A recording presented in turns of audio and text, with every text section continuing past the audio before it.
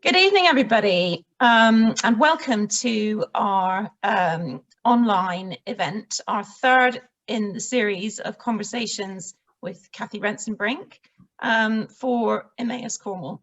And we're very pleased to see you all here this evening. Delighted to have you with us. And tonight we are joined by one of our patrons, James Bowen, and we're absolutely thrilled to have James joining us tonight from London. A little bit about Emmaus Cornwall for those of you who haven't joined one of these before. We are working to establish our first community in Cornwall. Emmaus is in fact an international movement, and it's a homelessness charity with a bit of a difference. There are 29 other communities already established in the UK. And what Emmaus does that sets it apart perhaps is that it provides a home for as long as a companion, that's the name for the residents of the homes, a home for as long as a companion might need it to get back on their feet and rebuild their lives. What Emmaus also does is offer companions meaningful work opportunities and the chance perhaps to gain some new skills or develop skills that they already have. And there's also the chance for them to reach out and help others who may need some support. So in Cornwall, we're very excited to be fundraising towards establishing our first community, and we do have a ambitious target of £1 million to get ourselves set up, either to buy or to build a residential community. And every one of you has contributed towards that target by buying a ticket for tonight, so thank you very much for doing that. Without a tiny little bit of further ado, just a bit of housekeeping. If you could all remain on mute, that would be fantastic during the conversation. If you've got any questions for James, and I'm sure that you will, if you could put those into the chat function at the bottom of your screen, and Cathy will ask those as the conversation progresses, that would be great. So I think that is all from me. I shall now hand you over to Cathy. And oh, I should just mention, she is our first ambassador for Emmaus Cornwall, and we're absolutely delighted to have her in that role. And so I'm sure this conversation is going to be fantastic, and I look forward to seeing you again at the end of it. Thanks, Cathy. Thank you so much, Jo, and hello everyone, and it's very nice to see you again. I absolutely love doing these evenings, and I feel that we somehow, through the magic of our screens, create a sense of atmosphere. And I'm always very aware that all of the people here are, as well as having hopefully a very enjoyable and stimulating evening, are supporting Emmaus Cornwall in their very laudable aims. So I feel like we're all in it together. To that effect, as you know, if you've been here before, I love to take lots of questions from you. So you don't feel you need to wait till later on the event. You can hit me up in the chat box and I will start trying to filter some in.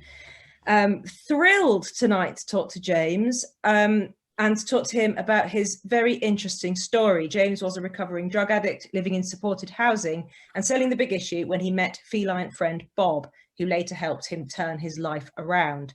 The relationship between them went on to inspire his first memoir and box office hit A Street Cat Named Bob, in which Bob starred as himself. So thank you very much, James, for being with us this evening. I had a slight emergency there, so yeah, thank you for having us. Everything always goes wrong at the 11th and a half hour, doesn't it? Right? So it's very nice to see you. Tell us a bit about your surroundings. Tell us a bit about the picture just behind you. Oh, this is this was our trip to Tokyo back in 2017. Bob was overlooking from our. It's funny, I say from the grimy streets of London to the hotel suites of Tokyo, and that's like that's the testament of it there. That picture I took with my phone On the second last day we were there, we spent a week there. We had a 50th floor corner hotel suite at the Ritz-Carlton, and he's watching a bird in a park down here, one of those sort of hovering hawk things, before it like swooped on a vole. And cats have very good eyesight. And yeah, I caught that picture, and it was just so wonderfully framed that one of my fans, actually the head of the fan club, the Bobites, had it put onto a piece of that aluminium. And yeah, so that's that. That's lovely. And to your other side, there's a big picture of Bob with the scarf. That's an Otter's Pocket blanket, actually, that's been printed to, you know, that's soft material. It's just such a wonderful picture. That's from his German photo shoot. So we had that framed up there.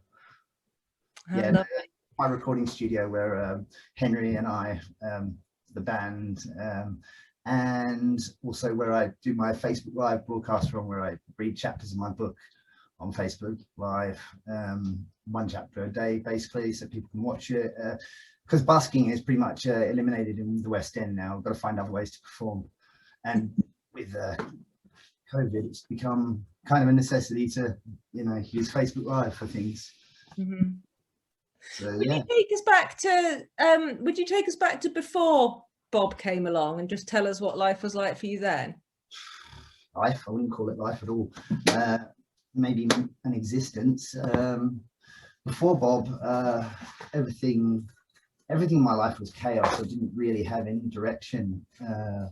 If it hadn't been for services like MAS or Centrepoint, or you know, the connections at St Martin's, many different homeless charities, things like that, I probably would be dead right now. You know?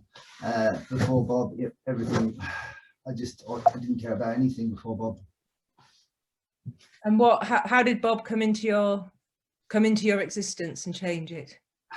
I'd moved into a supported housing program run by the Peabody Trust, and I was living in that block of flats. I just started on the methadone program, and Bob just turned up on my doorstep one day. Well, it was the same doorstep as mine, but 5 floors down.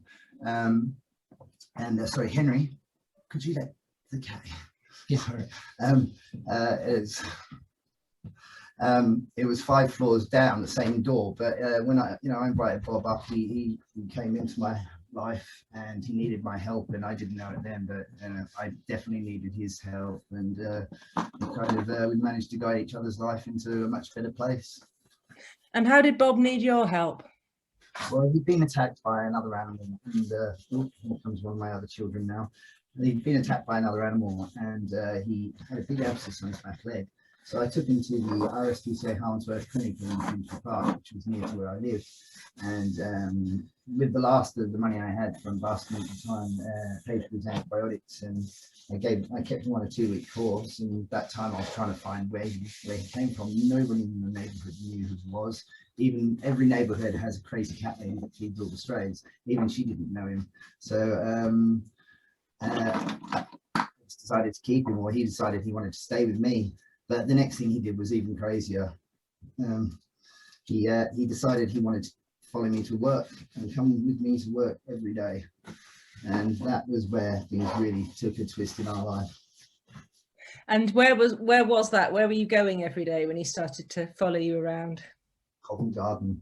You wouldn't believe it, would you? A cat sitting on my shoulders on the way to going on the tube or the bus going into the West End, where we were either selling the big issue or busking outside Covent Garden tube station, along Neal Street or James Street every day. You know, it became a joy to, you know, go out there, because all of a sudden we were, you know, I had a reason to take care of myself, in that I needed to take care of Bob, and you know, he brightened up my life, and he brought so much joy to other people's lives just by like seeing him every day. It was amazing. And I think I read in your book that having Bob sort of gave you, also like helped you interact with people again, that people had not seen you as a person. They saw you as a homeless person, not really as a person. No, this is it. About that. This is it. When you're homeless, you are a non-entity really. everybody gets lumped in the same boat. It's actually something that I want to explore in like a documentary series about how homelessness around the world is different from city to city, the way society views it, the way the governments tackle it. Because like I really did feel invisible, and it was tough to.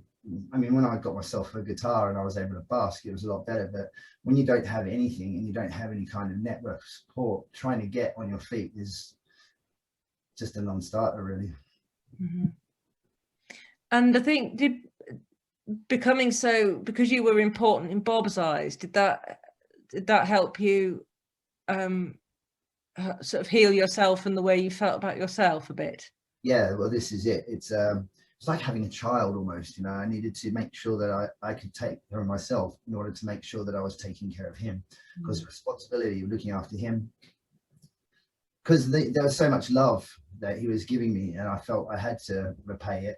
And in doing that, yes, I just started operating better, and I eventually managed to get myself off of methadone, get myself clean. I was selling a big issue, and I don't know how many people who are watching know about how the big issue operates, but you have to buy it first, and you don't get refunded if you have papers left at the end of the week. So it all becomes about budgeting and getting in better control of your life.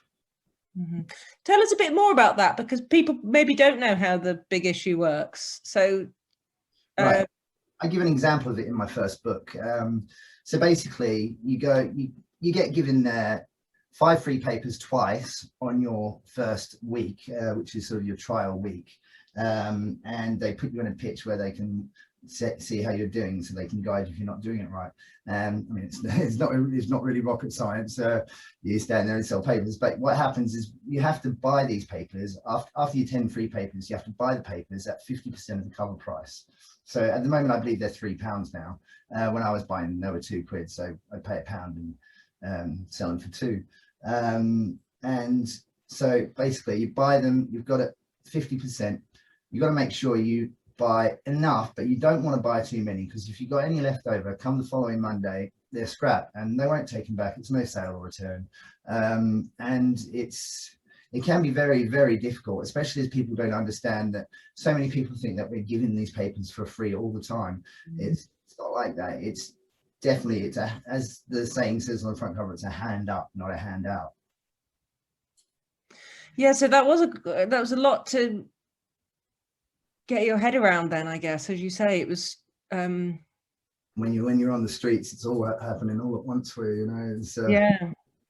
Yeah, people seem to think that you're wandering around without purpose or motivation. I think the thing is, there's too much that you have to try and get right, that there's so much it just tumbles in on you, and you just sort of collapse in upon yourself. Mm-hmm. That's why things like, you know, your program is going to be a lifesaver for many people. Yeah. And then tell us about the book. How did that happen? How did you and Bob become famous? The book happened because Bob and I, we moved out of Covent Garden because people were getting too frustrated that nobody else was getting any business. We were getting all the business, pretty much, almost. I mean, people would come up to other big issue vendors and go, "Where's the guy with the cat?" This caused a lot of problems. So we decided to move to Angel, and we moved to Angel Islington and worked outside the tube station there. After we'd been doing it for about a year or so, we got approached by a reporter from the Islington Tribune. And he said, "Oh, well, I've been trying to catch you guys for ages. Every time I come past, you're not here." And I was like, "Well, I'm here now." And so he took this picture of me where I got this great big Jesus beard, and he put this article up, "2 cool cats," you know, and that got the attention of my former agent. She's retired now, Mary Patchnos, who had been involved in the UK rights for Marley and me. And she saw something in us too, and she was just amazed at how cool Bob was, just hanging out, thinking that Angel was his territory, lying on the concrete out the front of the tube station while people were rushing back and forward, but they're all having to step around him. "Don't you need to get out of here. This cat's very needy." I love him to bits, but he can be a bit much sometimes. And Bob, you know, she saw something in us, and she came over and she said, "I think you got a story." I was like, "Yeah, I hear crazy ideas all the time because I look like a crazy person with a cat." And she hooked me up with a ghostwriter and a guy called Gary Jenkins, and he listened to my story and he helped me get it down on paper. And we back and forth on it. We gave the synopsis to Hodder and Staunton, who Rowena Webb, she snapped it up straight away. There was no sort of there was no second guesses on it. They just went, yep, we're going to take it. And full steam ahead. Little did I know how many people I had already Bob had already touched the lives of in the few years that we had been working together, selling Big Issue and busking around Covent Garden and Angel. And they chose the 15th of March 2012 to release the book because it was close to Mother's Day. They completely did not know the 15th of March is my birthday. Wow. Yeah. I've got a lovely question here from Mary Harrison, which fits in now. She asks, do you keep in touch with the staff at Angel Tube Station? She says, I remember the first time I met you there, little did I know the impact you would have on my life. Oh, thank you, Mary. Yes, Davika, I occasionally, I mean, I don't have their phone numbers, but if I'm ever passing through that way, I do pop in, and they are, most of them are generally still there, you know, they're pretty loyal to their stations. But yeah, no, they were definitely responsible for helping me make my mark with the cat. And I've got one from Samantha Alexander, who says, I'm interested in Bob's fan club. How did that start?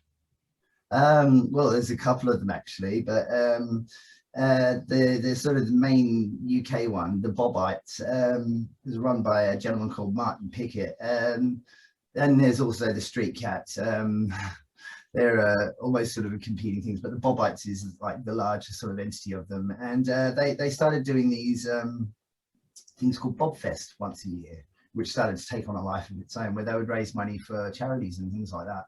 And through that, I've met some wonderful people. I have a wonderful crew surrounding me. A lot of them made up of people who were fans who became so ingrained into my life I couldn't live without them now.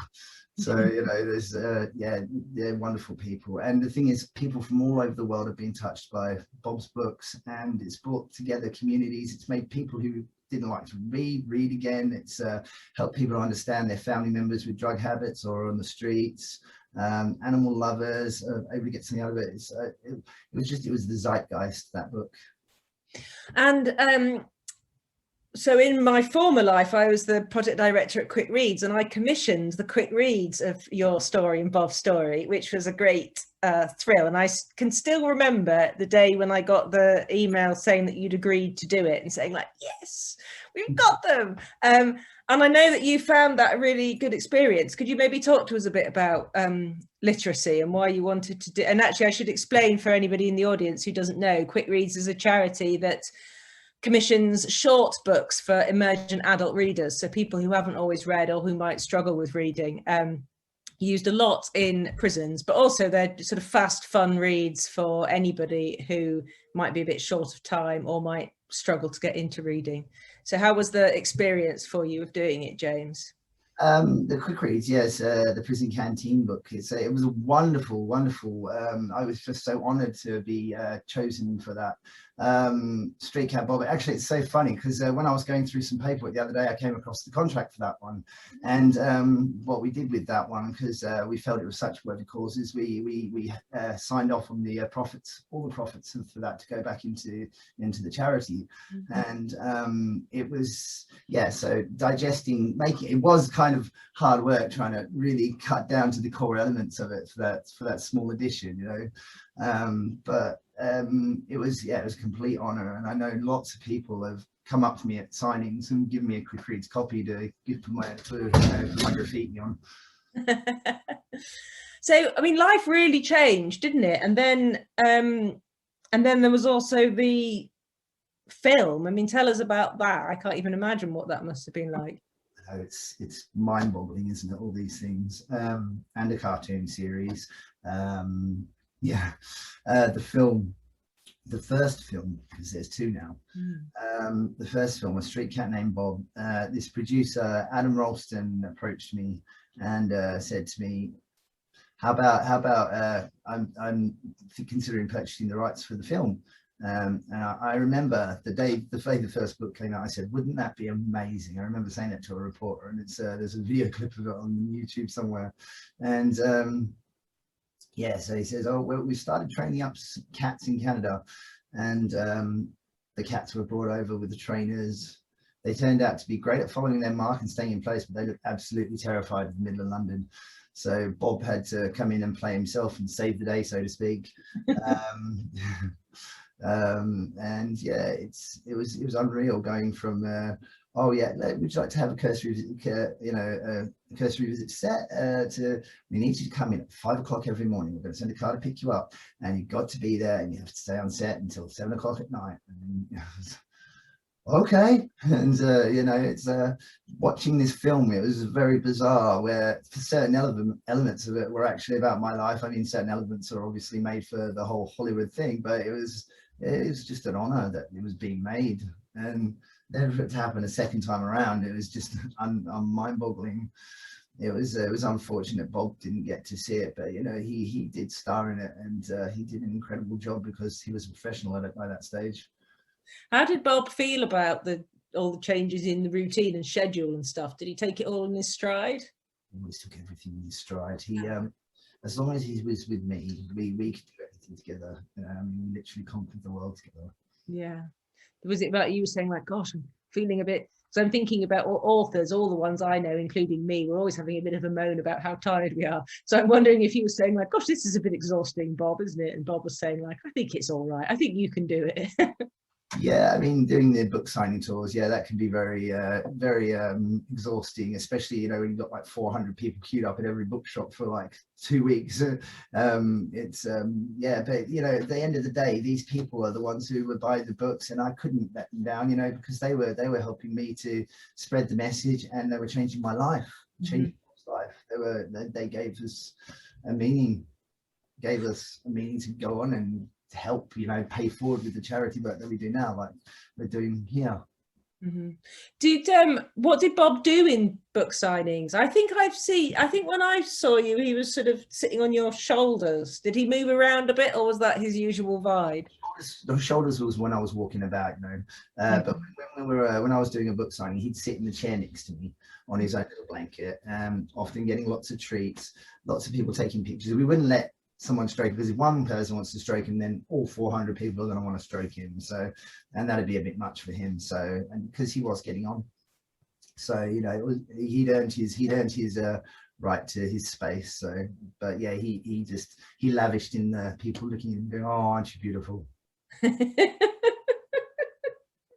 Yeah, I have a feeling, I was discussing this with my son and our cat earlier on, and we were wondering how our cat's called Arabella, and we got her from the cat rescue near where we live in Cornwall, and she's a very lovely, such a grateful creature. I think she's had a hard life, and her entire attitude is, she looks around her pretty much all the time going like, this is a bit of all right, isn't it, being in this nice house with these people who seem to like me and feed me, and we were wondering how she'd cope with the attention, and we weren't sure she'd be terribly well behaved about it, but she's a dear, faithful, sweet creature, and we often talk about how she's we got her to save her from the cat sanctuary. That's what she was about. But especially in lockdown, we really did feel the saving was all happening the other way around. Yeah. It's lots of animals got adopted during the lockdown, and unfortunately a lot of people also got ripped off for animals.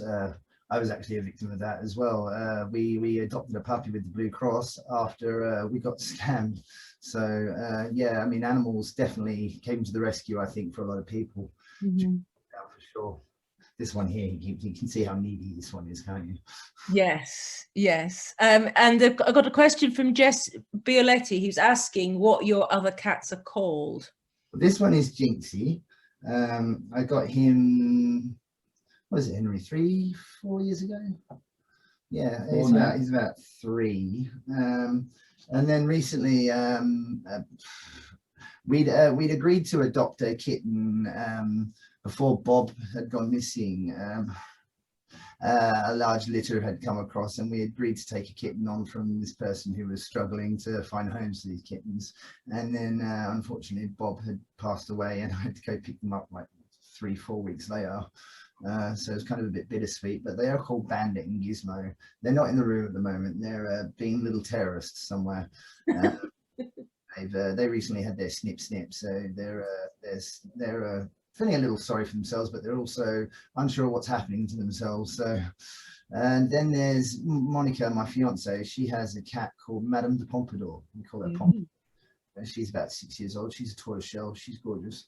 Yeah, and is she Madame de Pompadour, I think, very beautiful and quite demanding? Is that her nature, or is she different? She for belly rubs and stuff, she can be very demanding, but generally she's pretty dainty. Yeah. Oh. And we have a 6-month-old Shih Tzu called Chupacabra. When he's bad, Chupacabra. When we're feeling silly, Chewbacca. Chubby because he chews on things. Karen Moore is asking, did you find it difficult to cope with the fame? Yes and no. I mean, I think because I've been busking with Bob, and because I've been selling the big issue with Bob, we've sort of slowly come used to the limelight a lot. So, I mean, I think especially, I mean, I think any musician who has to busk can tell you got to take the good with the bad. So when the fame came along, it's like, it's all sorts of good. Okay, it might be a bit exhausting at times, but you're also able to do good, and you feel good about yourself in doing it. So it was a pleasure. Do you think part of it was a contrast, you know, because as you said, life has been so hard that it wasn't really life, it was just existence? And do you think that kind of then gives you a sense of perspective into the future? Yeah, definitely. It was existence. I remember some days, like one time when I was sleeping rough, waking up and somebody had stolen my shoes, and having to wander around the West End barefoot for a whole day trying to get up some change to buy a pair of cheap trainers. And of course, you're in the West End, there ain't cheap trainers. But you know, the skateboard, she slams the skateboard shop, I nearly said a rude word, Slam City Skates. You can see where the wrong word could have come in there. They gave me some old skate shoes, luckily, that somebody had left when they got new skate shoes. So yeah, but it was things like that. You're walking around with a sleeping bag over your shoulder, trying to get a few quid just to get something to eat. It can be pretty soul destroying. Yeah. Do you still like think about it, or is what I'm trying to get to, is it sort of in the past now in your memory, or do you still think about it and find it distressing? I don't find it distressing for myself anymore. I think I have. I've definitely.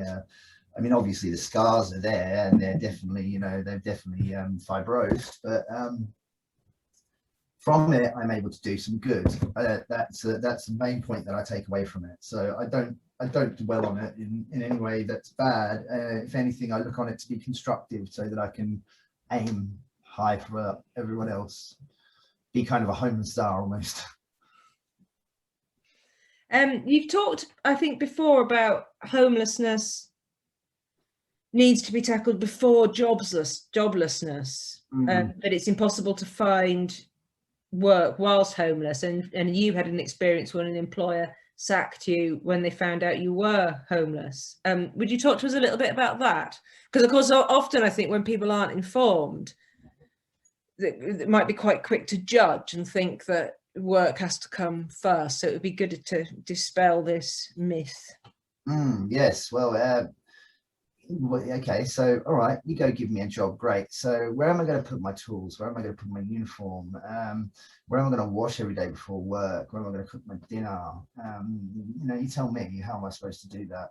I was working as a kitchen porter, so I mean, a lot of those things sort of they're in the job already, but you know, I had to sleep rough outside of the agency that gave me the job, and they kind of clocked me, and that was the end of that, so to speak. That was back in 1997 in Piccadilly Circus. I worked for a brief stint for 2 weeks at the East India Club as a kitchen porter, and so washing dishes, mopping the floor, And I mean, I did that job really well, and they were like talking about, you know, moving me there full time, you know, taking me off the agency work. But then all of a sudden, no, also we've got no more work for you.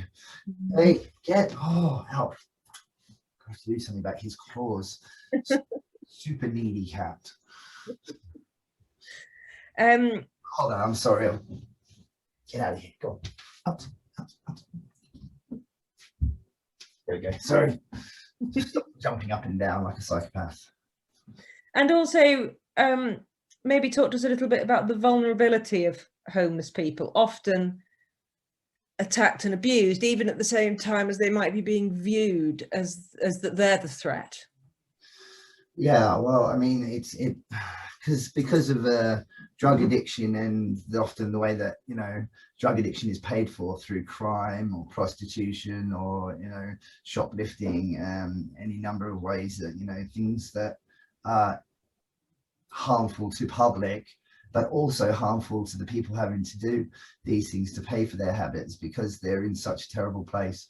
Yeah, they are vulnerable, and they're so desperate for money that they will do terrible things to their body, to their soul, and sometimes to the public. And the public generally see it more about the public than how those people are having to damage their own existence to survive.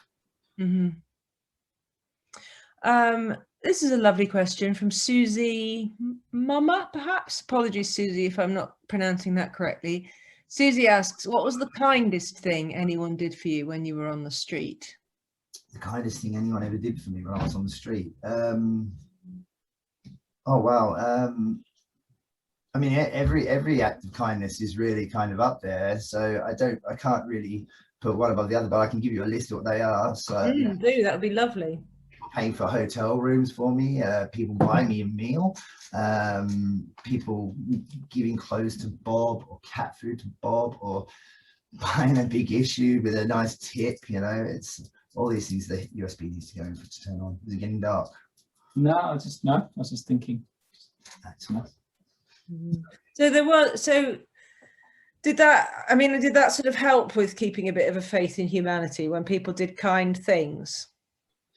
Yes, absolutely. It was, you know, I mean, compared to, like, you know, in the evenings, middle button, in the evenings when people are out drinking, they start to obviously become very aggressive, and sometimes when they're trying to impress their girlfriends, they think that, you know, being all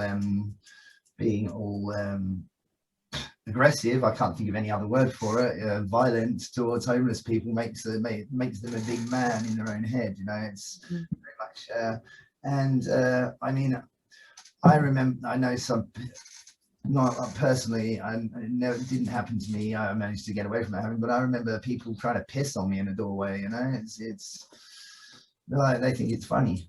Mm-hmm. I've got a question here saying, can you ask James about the hidden homeless problem in the UK? The hidden homeless problem in the UK. Whoa, I just came back from Bristol, and they've got an incredible homeless problem there. I mean, it's everywhere really, but it's doesn't get talked about in television. That's why I want to do this documentary series. It's swept under the rug so much, or, you know, ASBO's put on these people, or just not funding put into it. For instance, when the COVID lockdown came, they gave all these homeless people hotel rooms at travel lodges and places like that. That was a bad idea of doing it like that. First of all, they were putting 6 people in a room, so that kind of defeated the purpose of, you know, lockdown in that sense. And then obviously you were putting people who had drug habits, and they didn't have any support network in there, so anything that wasn't nailed down was getting stolen. And this kind of has caused I got way off subject there, didn't I? No, it's very good and interesting. Please just carry on. But yeah, I mean, the hidden homelessness problem. So my documentary series that I want to do will be going to different cities around the country, around other countries, around the world in general, like a Ross Kemp on gangs or Anthony Bourdain kind of thing. But first of all, looking at how society view the homeless in different parts of the world. So in Japan, they kind of they pretend it doesn't exist, but the society, and it's and then how the governments in different cities deal with it. For instance, in Manchester, it's, they're trying to ASBO them. In Liverpool, they're trying to arrest them in certain areas, not all the areas. In London, they I don't know what they're doing in London at the moment since the COVID crisis, to be honest. I know the hotel thing was part of it. And you've got to remember Los Angeles with Skid Row, they just basically locked them into a set of blocks and didn't let them leave. To somewhere like Michigan, where they're sending them tents to go sleep by the river. It's crazy. Mm-hmm. And is there anything happening that you feel is good, like in your documentary? Is there anywhere you'd want to go and say, like, yes, this is the way to do it? The Netherlands. Mm-hmm. Norway, Sweden, places like that. They've got these Homes First initiatives. Mm-hmm. So that's things like that. Canada, I know there's definitely a Canadian city. I can't remember the name off the top of my head, but there's definitely a Canadian city where they've got the Homes First initiative, which is doing just wonders for helping just get people's right headspace so that they can move forward and they can get off the streets. And this whole ingrained poverty of homelessness can be dealt with. Mm-hmm. Because there's so, as we've said already, there's so much going on, isn't there? And it's often on several fronts, and I used to encounter this running a literacy charity, that often, not always, but often if people had literacy issues, they had issues with other things as well. So there's often this sort of like horrible network of problems, and it's just too much for anyone to cope with all at once. I think, it's a terrible thing to say, but often with crime, it does lead to, especially when the crime starts happening at a young age, or they're growing up in a criminal environment, the literacy does become second to survival. It's if we could tackle, I think that's why I think your quick reads thing, it was an incredible idea, and I would still have all my other books put into quick reads if I thought they would do any good. Oh, that's lovely, thank you.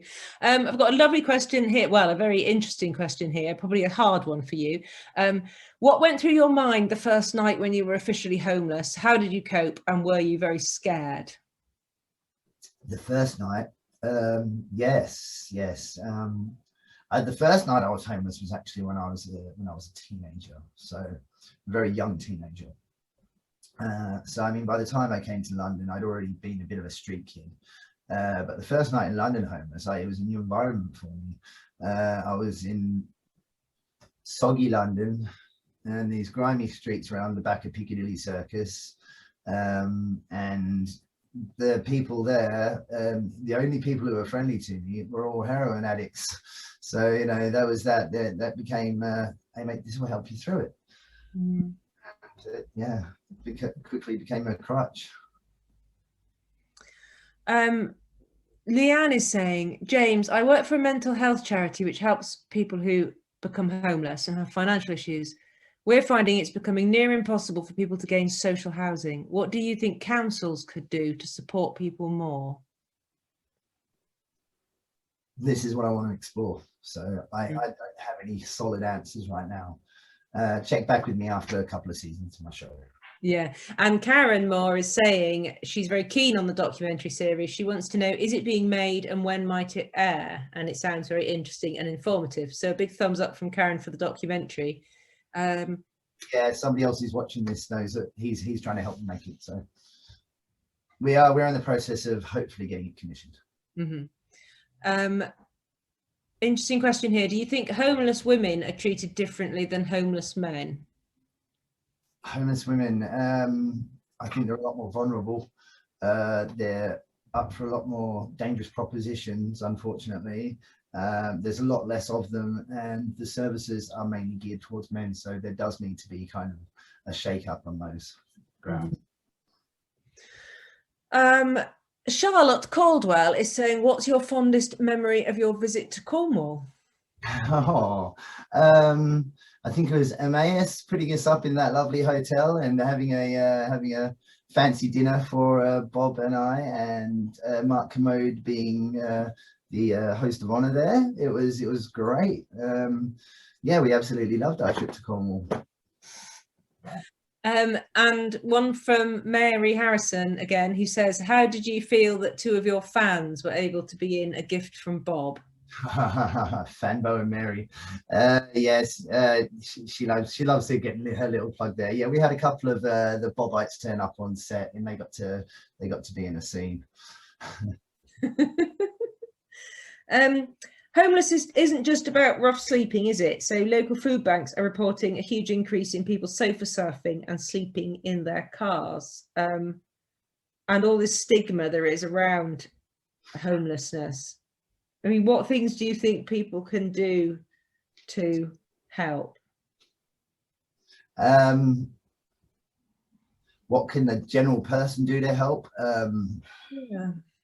Well, besides supporting the charities, if they see somebody on the streets, I mean, obviously sometimes people don't want to be bothered, or, you know, as you said, people can be afraid of them. I really just you'd have to take each circumstance on its basis, but just make sure they're all right, make sure they're not hungry. And if there is something you can do for them, if there is some kind of way you can help them get in contact with somebody, if you know somebody in a charity or something like that, use that connection. A little nepotism goes a long way. Mm-hmm. Jess Spialotti is asking, will there be a memory statue of Bob in London? There is a bronze being cast. It's gone off for casting at the moment. It is going up on July the 12th. That's the date we're aiming for. COVID be damned. There'll be an official unveiling. We'll be hopefully playing a new song for him. And yes, it's a life-size bronze, which we've spent over £100,000 on getting a granite bench and everything. Islington Memorial Green, the veterans are very kind of allowed to have it directly from across from the Waterstones, where we wrote and had our first book signing. Oh, how lovely.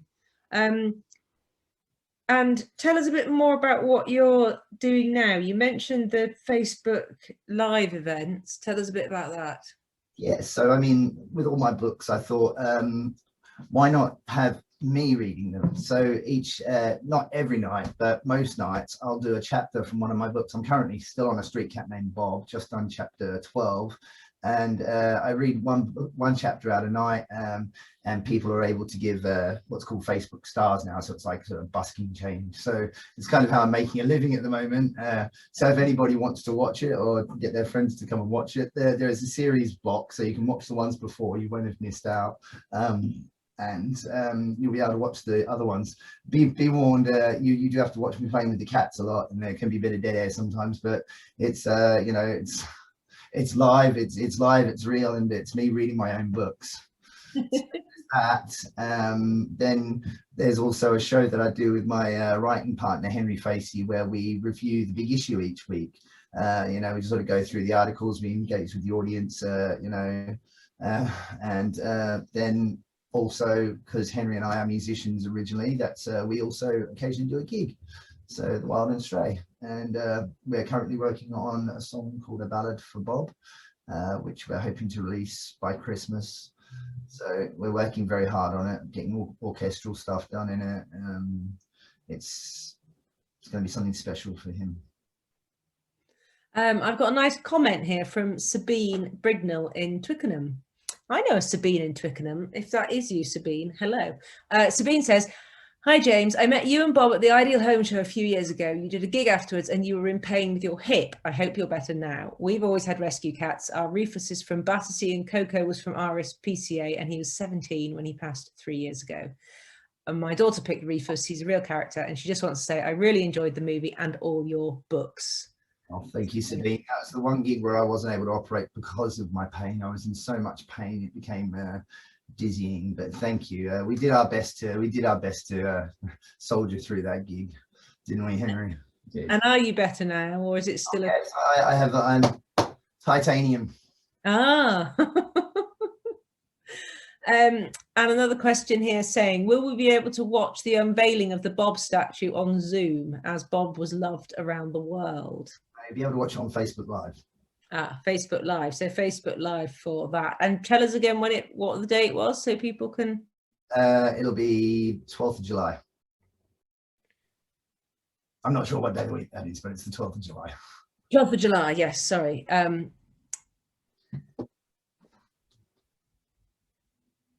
So someone is asking me that in the USA there's a problem with fake homeless people standing on corners with pets. Or driving off with a Mercedes-Benz. Yeah. So this questioner is saying, we've been told not to help homeless people on the street. Have you seen that in England? No, no. That sounds. That sounds very political. I don't really want to get into politics. But no, if you think someone's genuinely homeless, help them if you can. Yeah.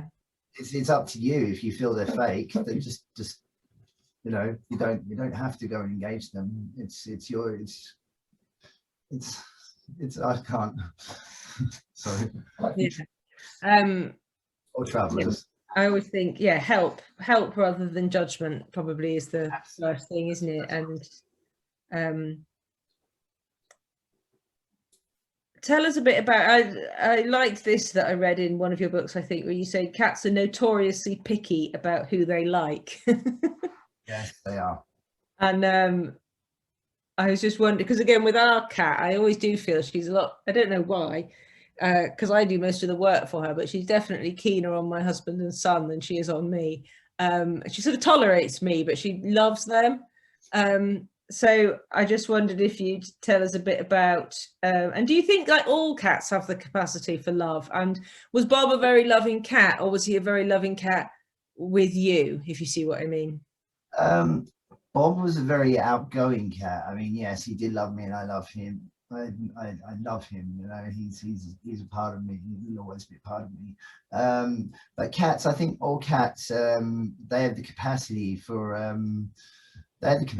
understand what's going on, whether they're, you know, want to show you love. They'll understand that you don't mean them harm if you don't mean them harm. They might not want you to stroke them because they've had a tough life before, but you know, they know when someone's good for them, when someone's bad for them. Just need a little space, just like people.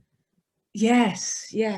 And Tessa is asking, do you think you can persuade some councils in London to buy up some of the empty office space which will be coming into the market after lockdown and work practices changing for housing the homeless? I have been thinking about this. You know, there's going to be a lot of empty office space now that companies have finally realised that they don't have to make everybody come into work. It's I don't know about whether I can personally convince them, but we'll certainly give it a try. Yeah, it would seem like well, it would just seem not easy necessarily, but it would seem like a good idea, wouldn't it? I stayed in a hostel, a cold weather shelter hostel set up inside the Admiralty Arch in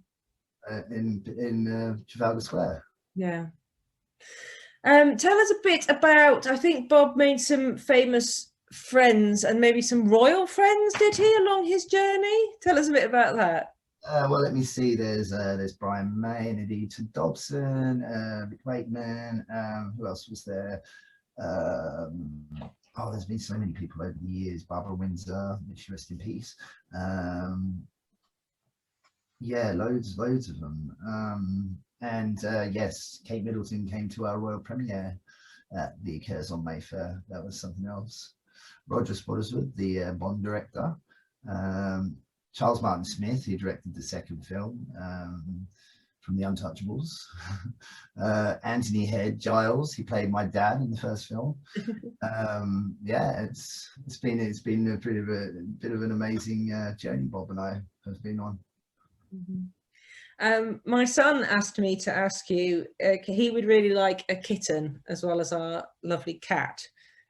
He's on a continual crusade for us to get a kitten, and I promised I would ask you for any advice about getting a kitten.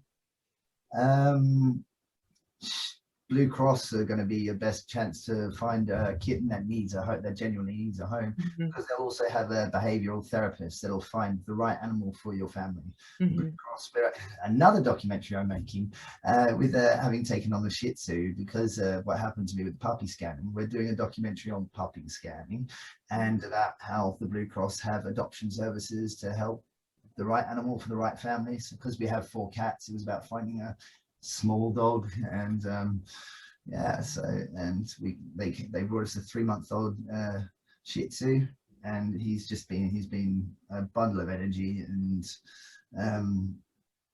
it's been a wonderful experience. I wouldn't ever, you know, look back. And if you're gonna get something, adoption's the best option. Adoption's the best option. That sounds like that has a very nice pleasing rhyme to it as well, doesn't it? Out of all the work that you do all these varied things with books and songs and documentary making. Is there any of it that you find more enjoyable, or anything that you find more difficult? What would like is there an average day in your life, or is it all different all the time? It's you know, I don't know. I mean, I'm averaging about three projects a week, so the same 3 projects I do at a time, and I have 2 more long-term projects. Henry, could you just go tell her what's going on, please? Yeah, I had 3 long-term projects that I'm doing, 3 projects that are ongoing, and then a couple of long-term projects that I keep doing. So yeah. And do you think you'd ever, like, if you ever had a thing, would you say like, oh yeah, I just want to make documentaries now, or I just want to do music now, or do you like doing lots of different things? Oh no, I love it. Well, everything I do is artistic, so it's I love my work. There's no way I'd give it up. Everything I do, I put my heart and soul into. So it's even when it comes down to doing the touring, you know, it's wow, I get to travel. People are paying me to go places. It's great fun, you know. So, and I think not that I had in the last year, unfortunately. Sorry? Not that I have travelled anywhere in the last year. Well, yes, there is that, isn't there? Are you looking forward to things opening up a bit more? Absolutely. I want to get married and go on a honeymoon. Do you know where you want to go on a honeymoon? Oh yeah, we're going to go to Dimpstar. Nice. You tell us a bit about, I think you've got a humongous amount of followers on Twitter. How does that work for you? Have I? It's news to me. I don't really check Twitter that much. I'm more on the Facebook universe. I think my stuff from Twitter is just bounced from my Facebook posts. But yeah, right. Yeah, no, I'm not really a Twitter user. So anybody who's on my Twitter stream, come check me on Facebook. So find you on Facebook, and that's where the Facebook Lives happen. And is it Facebook also where the Big Issue event happens? Yes, it is. Yeah. Jess Bialotti wants to know, will you come to the National Pet Show again? The National Pet Show, yes, we of course, when the National Pet Show opens, I know that they have offered to have us on it. So, Marlena Kahn is writing from Ingolstadt in Germany. She sent you a letter, and she's asking, how can I buy a poster and a scarf of Bob? Okay, just email acardfrombob@gmail.com. It's just one word, acardfrombob@gmail.com, and lovely Lucy McGuigan will be able to help you. We also do have some of our stock on the Facebook page, so it's James Bowen and Street Cat Bob. No, I'll be doing some plugs today. And can we talk a bit more about homelessness and mental health, because that's not always taken into consideration, so that giving someone a home won't necessarily fix all their problems. And of course, what Emmaus is always doing is working towards a community to give people a home, but also work and a place to work on mental well-being and self-esteem. So would you maybe talk to us a little bit about that? The Emmaus Project, I mean, and mental health. It's yeah, I mean, a lot of people on the streets. Addiction is a mental health issue, right? When you boil it right down, it's mental health can be such a tricky area. But all I can say is that I think 90% of people have got someone in their life who's got some mental health problem, and it's just remember, everybody needs to be treated with love and compassion. It's yeah, kindness.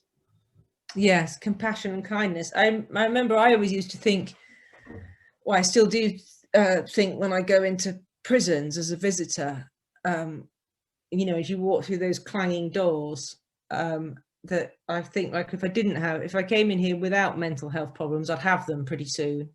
And I often feel the same as well, thinking about homelessness, that it's impossible to think about it and think that other things won't get worse for you if you become homeless.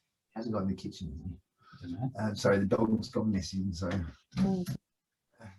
yeah, no, I remember I visited a prison there's a women's prison in well, there's a women's prison in South London, and I visited there with Bob, and I remember, yeah, as you said, going there, and they're locked up, and I've spent very little time in a prison. I was in Brixton for a few weeks, and it definitely could cause damage to my health and stay too much longer. They found it. And I think that, again, I think sort of the problem of homelessness and the problem of prison, and how, again, the public, like the generic public, may see people as a threat, whereas you know, all the people are just in so much need of compassion and kindness and care, and how we think about these things as a society and how we care for people is so important, isn't it? Yeah, absolutely. So I honour you for all the work you do to spread the word about all of that. And Marianne says, I don't have a question, but I have so much respect for you, James. And she's sending greetings from Rotterdam in the Netherlands. So thank you, well, Marianne. Yeah, thank you. No, I have the opportunity and the power to do it, so I do it because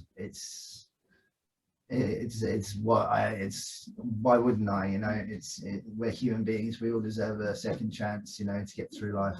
So yeah, and I suppose coming back to it, is that how you feel? Is that what you feel Bob gave you, the second chance?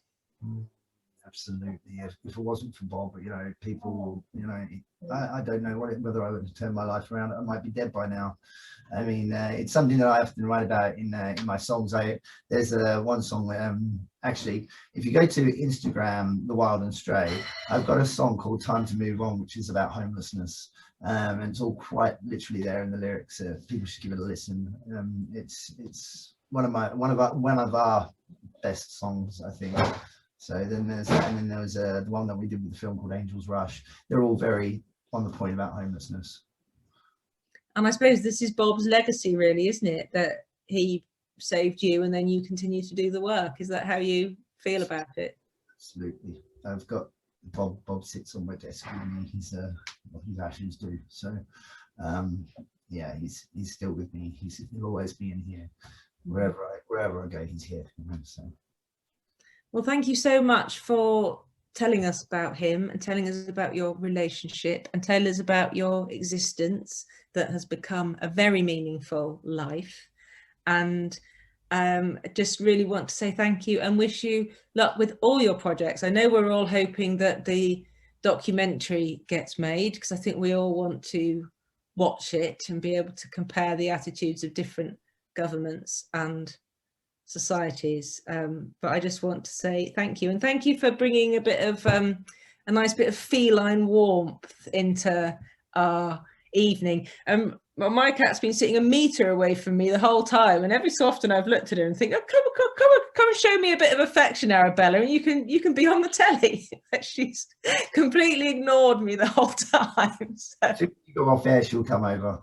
Yeah, she probably will then. Yeah, and start, you know, give me some affection. I'll always be a supporter of the Emmaus. You know, I think it's a great cause, a great charity, and yeah, when we're all allowed to move around again, I'm happy to come back down there and, you know, wave the flag for you guys, because I love it. You know.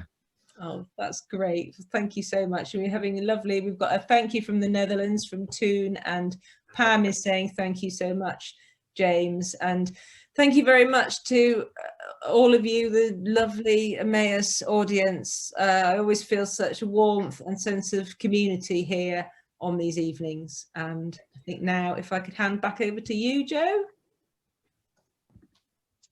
Thank you so much, both of you. What a brilliant hour we've had. James, it's just been such a pleasure to listen to you, and it's been insightful, it's been moving, it's been humbling, it's been all the things, and I'm sure I speak for everybody when we say we're just really pleased that you've got so much going on, and we wish you luck with absolutely everything. We would love to see you back in Cornwall as soon as it's possible, and hopefully we'll be welcoming you to our Emmaus and actual Emmaus community in Cornwall sometime soon.